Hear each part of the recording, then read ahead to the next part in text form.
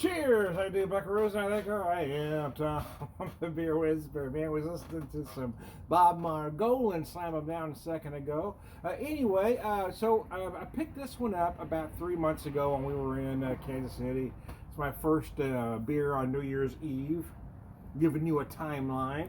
30th anniversary barrel aged blend, 12.5%, 25 IBUs. It started innocently enough. A Parisian cafe, an amazing Belgian beer, a flash of inspiration as the flutter of a butterfly's wings can incite a hurricane. Boulevard became, at that moment, inevitable, inspired by John's desire to do something different. We created this complex, elegant blend to mark a milestone. Raise a glass, join the celebration. So there you go. Yeah, I picked this up when we were in Kansas City in September. Later it became available here in Springfield, and I wish I'd have bought a second bottle of it, even though I haven't had this one yet, because then I'd be having this one and know I still got one more in the fridge. But such as it is, it pours beautifully, though. Let me go over some of this here. An extravagant blend of Imperial Stout and Rye Whiskey finished port cask, Imperial Stout and Bourbon barrels, Belgian-style dark ale in ruby and tawny port casks, Belgian-style dark ale in bourbon barrels, Belgian-style dark ale in California sherry casks, double-mashed Imperial Stout in bourbon barrels, Imperial Stout in sherry puncheons, Imperial Stout aged in bourbon barrels, followed by ruby tawny port casks. So it is a blend of various barreled Imperial Stouts and various barreled Belgian-style dark ales, and this is what we've got. It does pour a lot like an Imperial Stout. Love that head on there. I poured this probably 10 minutes ago now. By the time I got it poured, took some pictures, had to go inside for a minute, came back out, got everything ready, and that head is just sitting on there. It's going no place. So early Happy New Year to you. This is my first beer on the 31st, as I said. Oh, wow. I just poured me a small amount.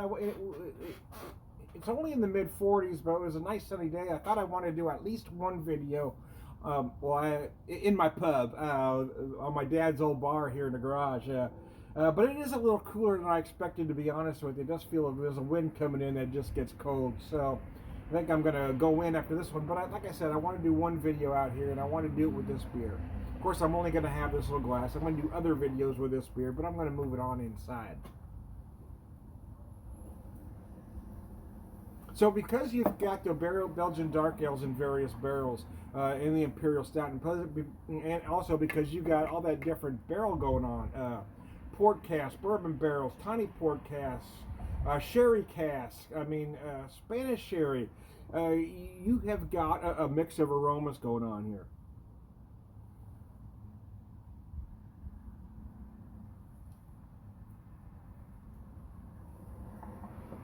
Of course, you get the typical notes that a bourbon cask is going to give you. However, you've got all those fruit notes coming from the port cask, the sherry cask, Spanish sherry, the tawny port. I mean, you just got a lot happening all at once. And I'm not going to get them all, but just to give you a few, of course, you're going to get the vanilla. You're going to get some toffee from the bourbon barrel. But what's dominant for me on the nose are those massive fruit notes. I get a lot of dark plum, a lot of very dark, slightly sour cherry. I'm also going to say some apricot, some tart apple. There's just a lot happening here.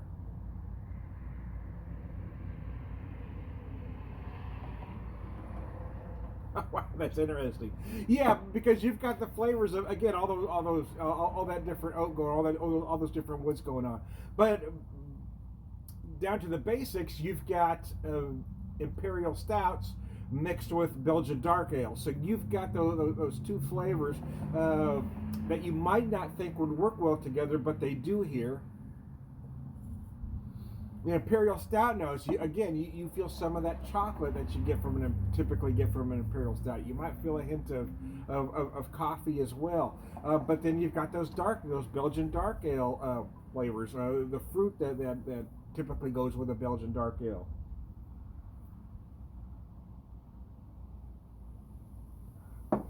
It is 12.5%. It's a big bad mamma jamma. Yeah, man. It's a big bad mamma jamma. Yeah, it ain't playing. So I'm only going to drink this little glass. I'm going to probably do several videos over this beer. I've got some food cooking at the moment. Ever since our kids were little, of course, it's just the wife and I tonight, but we started the tradition when our kids were little, starting with our daughter Callista, and then when Seamus came around, we just really expanded it. And Seamus was a bit of a foodie, so it even became more intense. But we just kind of do appetizers, snack foods all day long, and it's never been any particular item, just a lot of different things, almost like you were at a casual dining restaurant and just ordered everything off the appetizer menu, which is kind of what we got going on here today. But I'm starting with some chicken wings. So and I kind of cheated a little bit this year. I didn't want to do a lot of prep, so I just found some bagged wings. They're a breaded wing. Typically, I do a naked wing. So, but I bought these. They're pecan smoked. Then I'm adding, adding my sauces to them. I'm gonna do a traditional buffalo that I've got in the house heating up at the moment. But I thought, well, while that was cooking, I'd come out here and have, just a little beer. but it is 12.5%. I've also got some buffalo chicken dip working that we'll eat later, and then, we've got some cheddar cheese poppers and cream cheese poppers. Well, my wife prefers, I can't talk today and I just started drinking. My wife prefers the cream cheese while I prefer the cheddar. Although if I'm making them myself, and I have upon occasion, I prefer to use either a white cheddar or a Mexican cheese, like a quesadilla cheese, something like that. But I've been known to use an Irish cheddar in them because I like the way that melts anyway. But again, we just cheat, just buy some packaged stuff and going to snack on various things all day. And that's what we're going to start with.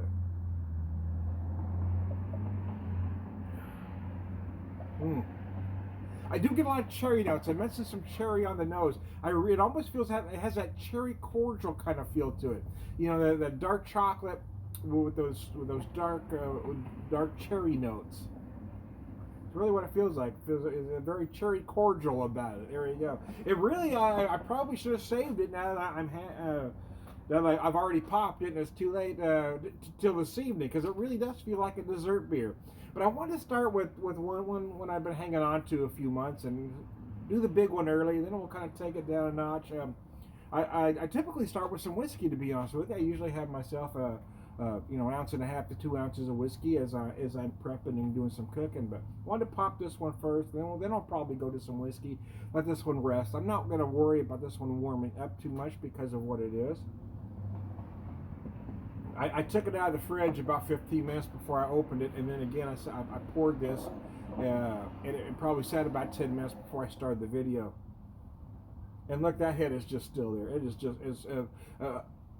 besides all the aromas and flavors, which are spectacular, what's also amazing about this is the texture. The mouthfeel is just exquisite. It's just a beautifully blended beer that just shows that they just know what they're doing at Boulevard, because blending isn't necessarily an easy job. You have to have an understanding of what's going on. Of course, I mean, it takes some skill to be a brewer. Don't get me wrong. I'm not taking that away from them, but creating a blend like this is a whole other level of genius. So there you go. My hat's off to the folks at Boulevard. I didn't make it up to Boulevard. I kind of wanted to, but there were other places I didn't really plan on hitting a lot. It was just kind of, I hit the places that were there, along our path to other things, because I didn't want to do stuff just for me. It was my wife and I were celebrating our 25th anniversary. We're doing stuff for both of us. We did some stuff together. We did some stuff apart, and then we just kind of came together for all the meals. But I do wish I'd have got to the brewery, but maybe next time. Gives me something to go back for anyway. Yeah, it's funny. And now that it's entered my mind, cherry cordial, that's all I taste at the moment. So anyway, there you go. I am Tom the Beer Whisperer, beer evangelist, prolific beer drinker, purveyor, wisdom man. All around good guy. Cheers.